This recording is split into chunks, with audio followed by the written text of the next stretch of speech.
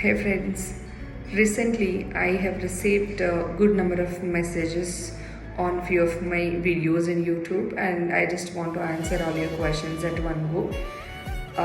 So the most of the questions were about gap, how to get into IT industry. Someone says I have non-IT experience and now I want to get into IT industry, or I have been not working anywhere, I have a huge gap and how to get into IT industry. Or someone says I'm working in a manufacturing company, or I'm from mechanical background but I want to now get into IT industry, how to start my career into IT.